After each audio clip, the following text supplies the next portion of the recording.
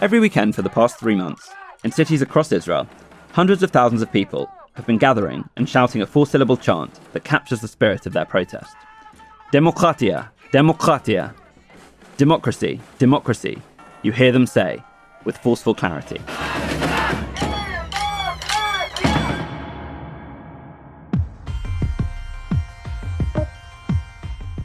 These are Israelis of all ages and from all walks of life, and they're out on the streets protesting against judicial reforms proposed by Prime Minister Benjamin Netanyahu. They say that these changes would undermine Israel's democratic system and destroy the country as they know it. There's outrage about a reform that would allow ministers to choose Supreme Court judges and would limit the court's powers. It's divided the country like nothing before. You've got generals, scholars, entrepreneurs, former heads of Mossad. Some of your closest political allies have come out and attacked this. And drawn unusually strong criticism from Israel's closest ally. Israeli Prime Minister Benjamin Netanyahu is dismissing President Biden's calls to drop his judicial reform plan. Mr. Netanyahu stressed that as a sovereign country, Israel would make its decisions by the will of its people, not based on pressures from abroad. Then last week, as protests reached an almost revolutionary pitch, there was a sudden pause.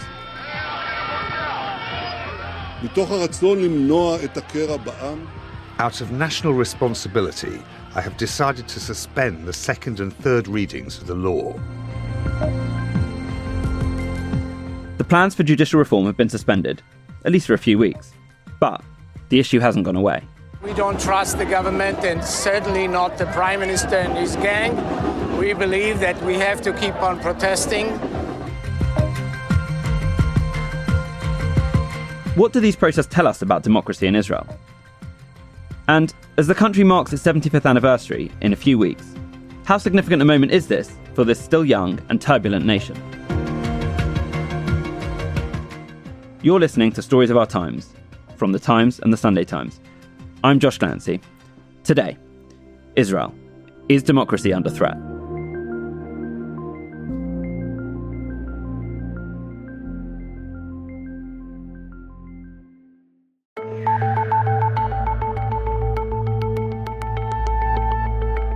I'm Anshel Pfeffer, and I'm a correspondent in Jerusalem. I've been covering for the last 3 months the turmoil around the Netanyahu government's constitutional plans. For the past 3 months, Israel has seen the biggest protests in the country's history. They've brought parts of Tel Aviv to a halt some evenings. Paint us a picture of what's been happening and what have you seen?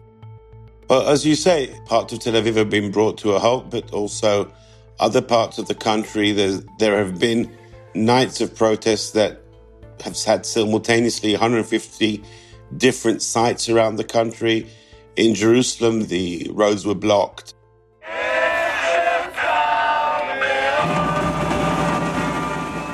These protests have been taking place week after week.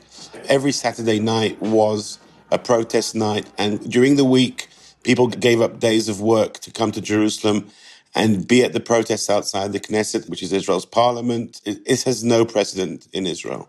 There have been, in the past, demonstrations in Israel where hundreds of thousands of people came out on the streets. But I think just after Netanyahu announced that he was firing his defense minister who had dared to speak out against the legal legislation, Mr. Gallant is a member of the governing Likud party. He was the first to break ranks with the Prime Minister. He said giving the government final say over all judicial appointments and weakening the powers of the Supreme Court was a threat to Israel's security. Tens of thousands, and at some point hundreds of thousands of people began streaming out onto the streets. Just really immediately, the people were summoned by their WhatsApp groups and told, we're all meeting. In every town, there was a different place where they met up. And since I'm in Jerusalem and the place that was chosen here was around Netanyahu's house, I rushed there. And by 10 in the evening, there were already thousands of people besieging Netanyahu's house. The police were overwhelmed. they really didn't manage to hold them back. I think it was the protesters themselves who kind of agreed that they wouldn't actually stand outside Netanyahu's house, but just about 20 yards away. It was a moment when it was clear that Netanyahu had lost control. I've covered revolutions in Egypt, in Tunisia, in Ukraine. I've seen what happens when a large number of people rise up and the security forces can't hold them back. And it felt like one of those moments in Israel because the protesters didn't really plan anything violent and weren't going to storm Netanyahu's house. Then it didn't happen, but it certainly could have if enough protesters wanted that to happen. And that was quite an eye-opening moment because I've never seen that in all my years of covering Israel. So who are all these people that are protesting and what are they really protesting about?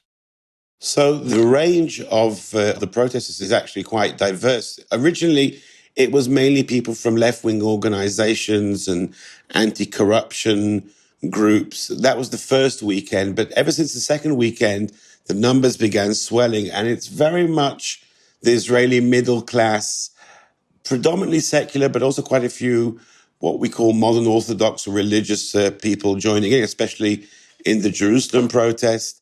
I was a soldier in the Six-Day War. I was wounded in the 73 war. And we are fighting for a democratic, liberal, Western country. We won't let Israel be a dictatorship. It's just not going to happen. We won't back down.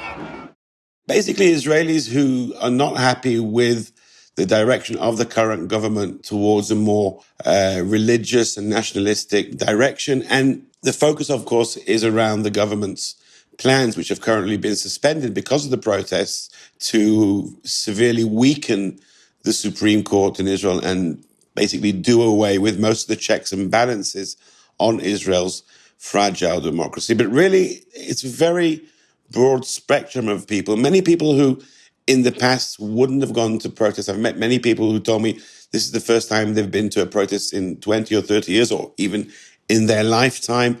And perhaps one of the most surprising developments was the fact that the tech sector, high-tech companies, that both the management and the employees felt that they needed to join these protests as a group and say that they feel that the changes that the government was planning, which would severely affect the climate in Israel and wouldn't allow what is a knowledge-based economy. The tech sector is responsible for over half of Israel's exports. It wouldn't allow that kind of economy to continue flourishing. Okay, so that's the protest movement that's emerged from these proposed judicial changes. But tell us about the changes themselves. They're being proposed by Benjamin Netanyahu's government. What's the current setup of the judiciary, and how does he propose to change it? So Israel doesn't have a written constitution. When Israel was founded in 1948, the first parliament elected was supposed to be a constitutional assembly. They were supposed to draft a constitution, and then Israelis were supposed to vote and confirm it. But there were a lot of arguments at the time over many other issues of state and religion, also of issues of citizenship.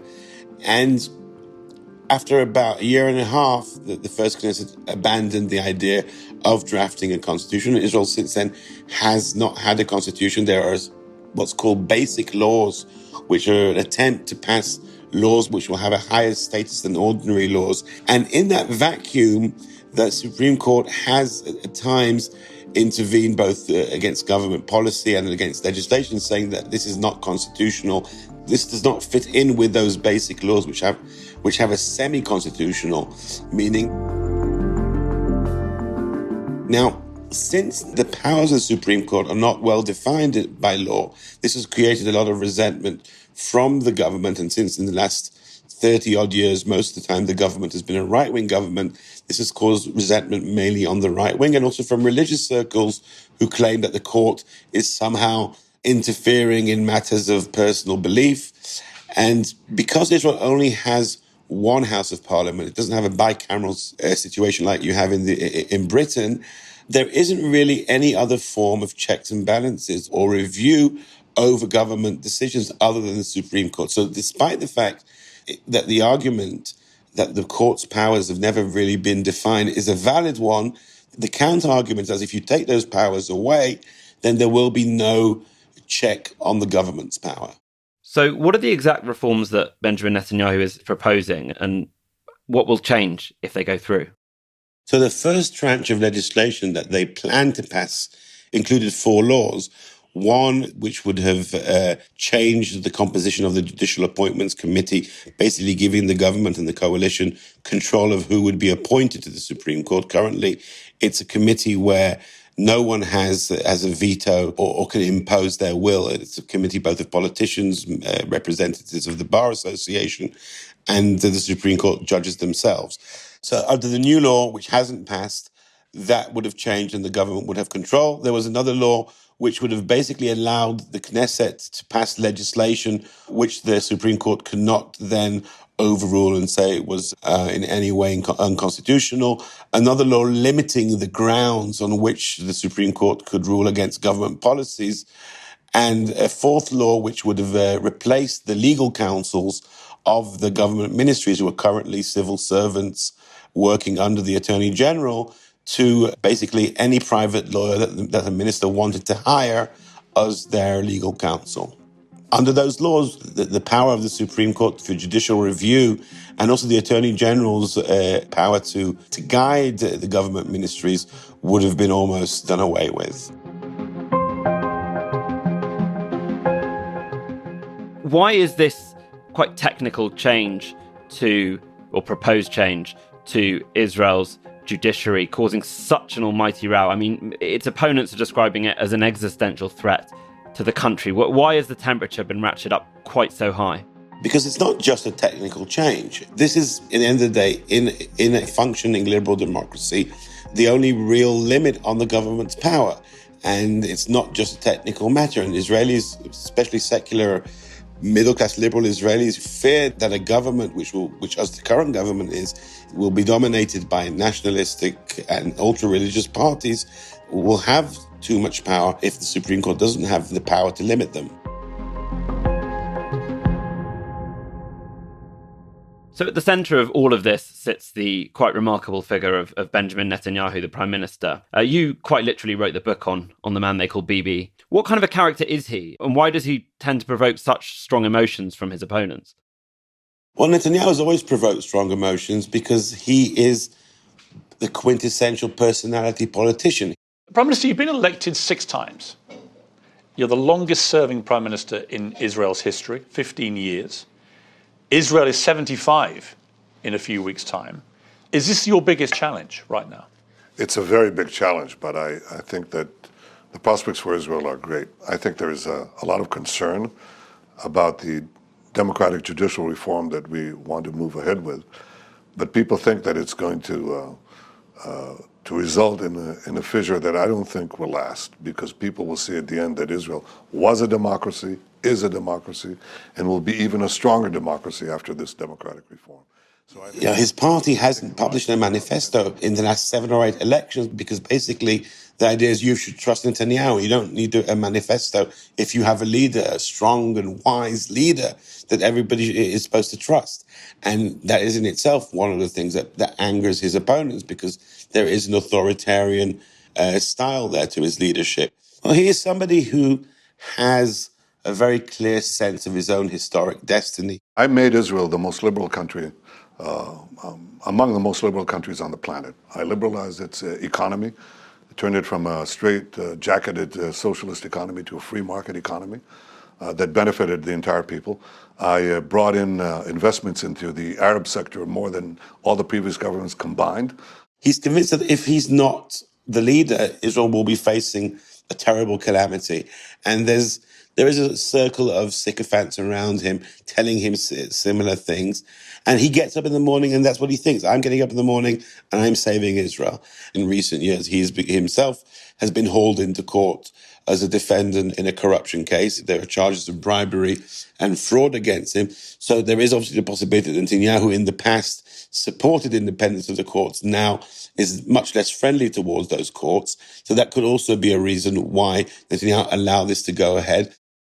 And so you mentioned the ongoing trials of Bibi Netanyahu. Tell us a little bit about that. How significant do you think they've been, and why has he come under such legal threat? Netanyahu is now facing 3 charges of fraud and 1 charge of bribery in the Jerusalem District Court. He, of course, vehemently denies all the charges. But the trial has caused this weird situation where you have a prime minister sitting in his office in Jerusalem, running the country, while at the same time, a short distance away from him in the Jerusalem District Court, there's a trial going where he is the number 1 defendant. And it's a bizarre situation, and nobody imagined that once Netanyahu was indicted, he would stay on. Nobody imagined that Netanyahu could brazen it out, and he has brazened it out. That's why Israel's in this unnatural situation where it has a prime minister who is serving as prime minister while being in the dock. Israel has sworn in Benjamin Netanyahu as prime minister of the most right-wing government in the country's history. It's Netanyahu's 6th term as prime minister. So, Anshul, despite the corruption charges against him and the fact he was ousted by a coalition of rivals in only 2021, Netanyahu came back to power in December last year for an almost unbelievable 6th term. How did that happen? So Netanyahu's problem right now, his political problem for the last 3 years has been the fact that he's on trial. And ever since he was indicted, the centrist parties and even some of the right-wing politicians have said that they won't sit together with him in a coalition. Now, Israel has proportional representation, so that means that the Knesset, the parliament, is a parliament with many parties. No one party ever has a majority, so every government has to be a coalition government. And Netanyahu's options for forming a coalition have been severely limited by the fact that parties which in the past were prepared to sit with him, centrist parties, are no longer potential partners for him. So it's left him with a much smaller base with which to form a coalition, which is one of the main reasons why Israel had 4 stalemated elections between 2019 and 2021. The story of the night in Israel. Stalemate again for the 4th time in 2 years. If the exit polls are right, Benjamin Netanyahu will fall short of the majority he needs to form a government. A crushing blow to his future ambitions in a country growing tired of back-to-back votes. And finally, last year, in the 5th of those elections, his Likud party and the parties of the far right and religious parties which do support him managed to eke out a majority, largely because of the way in which the other parties, which are now the opposition, were split and not as well coordinated as his parties are. So he won really by keeping his base, even though it was a limited base, together, and by bringing in these what were then splinter far-right parties that nobody would ever have anything to do with in the past. He legitimized them. Jewish Power is the main party on this far-right fringe. He legitimized them. He brought them into the broader right-wing and religious camp, and through them managed to eke out those last few votes he needed to finally win a majority. So you mentioned these far-right elements, and there are 2 figures in particular that seem to have come to prominence. I wonder if you could tell us about them. Who are the key figures in this far-right fringe? So the 2 leaders you're referring to, I think, are Bezalel Smotrich, who's the finance minister. And he's part of a wider religious Zionist group or party which has been many times in the coalition, but he's taken them to a very radical religious and nationalist edge, and he's now the finance minister. Now, Israel's finance minister has sparked a backlash after saying there's no such thing as a Palestinian people. At a conference in Paris on Sunday, Bezalel Smotrich described Palestinians as an invention of the past century. There's no such thing as a Palestinian. There's no such thing as a Palestinian people. Do you know who's Palestinian? I am Palestinian.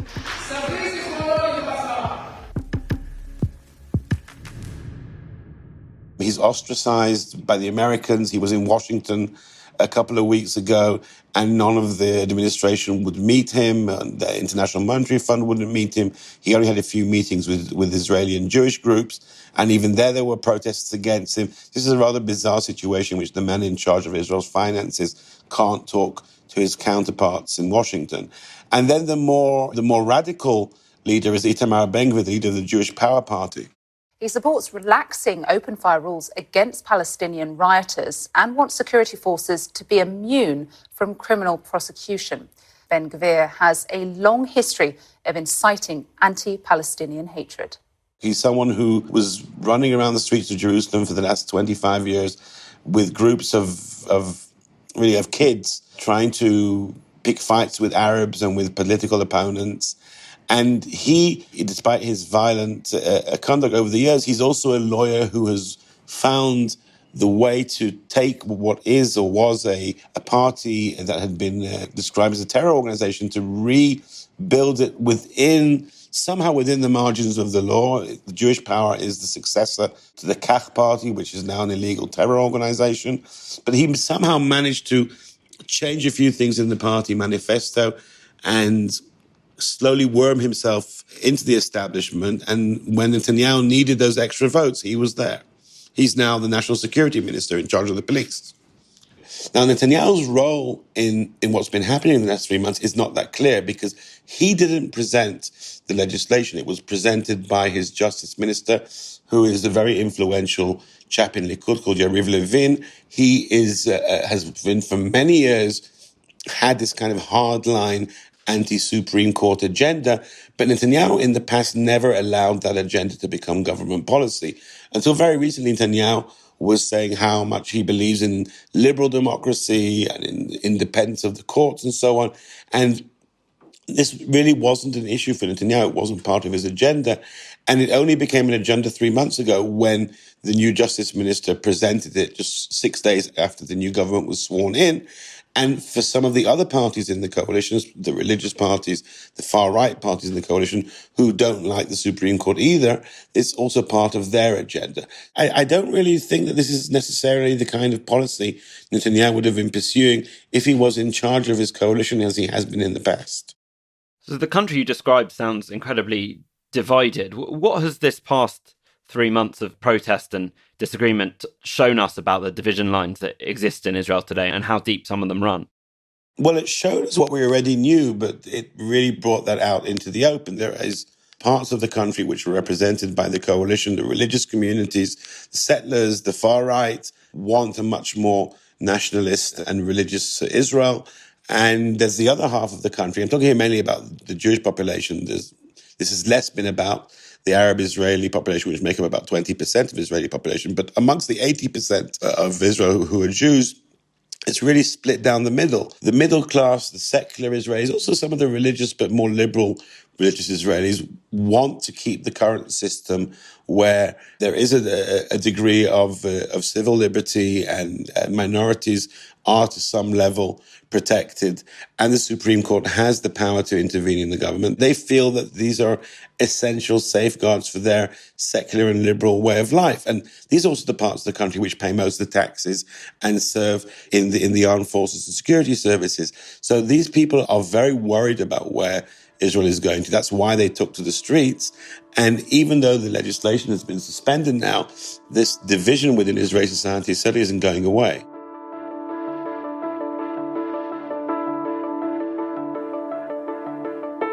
So these protests have been going on for many weeks. But last week, Benjamin Netanyahu made a big announcement. What did he say and why?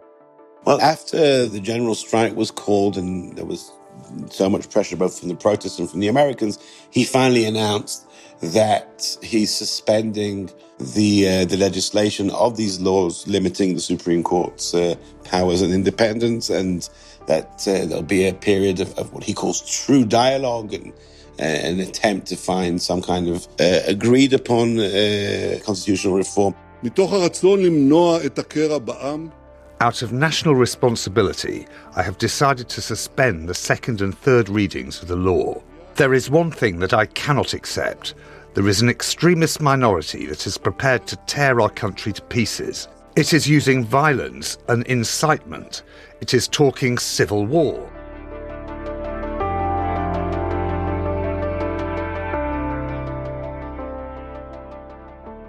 He also said that they'll continue to try and legislate these things in the next Knesset session, which begins at the end of April. Everything is still possible. But I think Netanyahu at this point is really keeping his options open. He knows how much his coalition is eager to pass this legislation and weaken the Supreme Court. He knows what a price he's paid over the last 3 months due to the protests.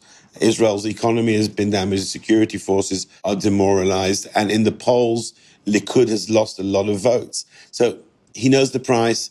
He understands that he's in a lose-lose situation right now because he can either jeopardize his coalition or he can pay the price of trying to push it through again, and there will certainly be furious protests once again, and all those same pressures will return. So the government is now in this period of consultations with Israel's President Isaac Herzog, and I think Netanyahu will try and string that process out for as long as he can and just play for time. Meanwhile, he's prime minister.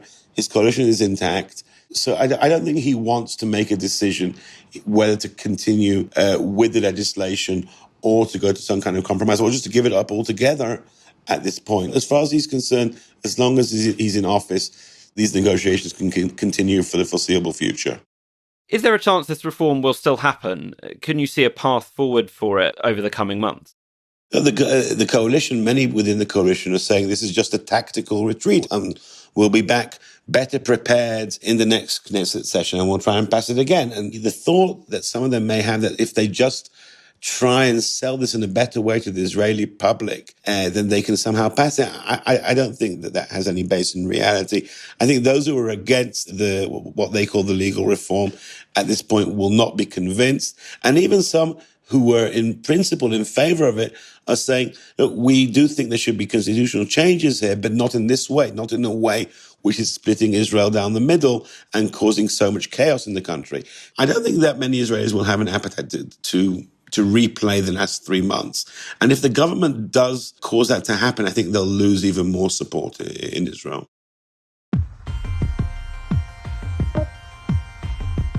So what do you think this all could mean for Netanyahu's time in office? I mean, you've said he was slumping in the polls. I mean, could this lead to his downfall in office once again? I think Netanyahu is currently in office, but not that much in power. And there is a feeling of blood in the water. Netanyahu is this old lion. He's still a political master tactician, but he made a massive mistake here. He usually has his finger on the pulse of the Israeli public. There really was no thought whatsoever to the fact that perhaps they would need to convince the public. And Netanyahu thought this was something just technical. He thought that his coalition was strong enough and therefore didn't plan anything. And this mistake has not only cost him the first 3 months of his term. Basically, the government has been doing just that, trying to pass this legislation, haven't really done anything else. And it's not just cost him the confidence of the business community, it's cost him in his relationship with the United States. And I think it leaves both his political opponents and partners feeling that he may have lost it.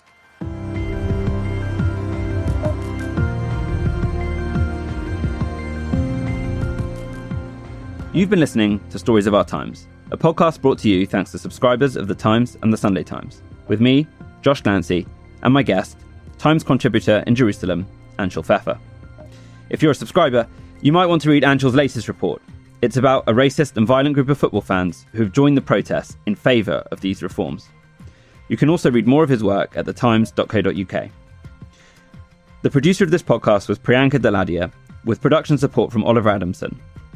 The executive producers today were Kate Ford and James Shield, and sound design was by David Crackles. See you again soon.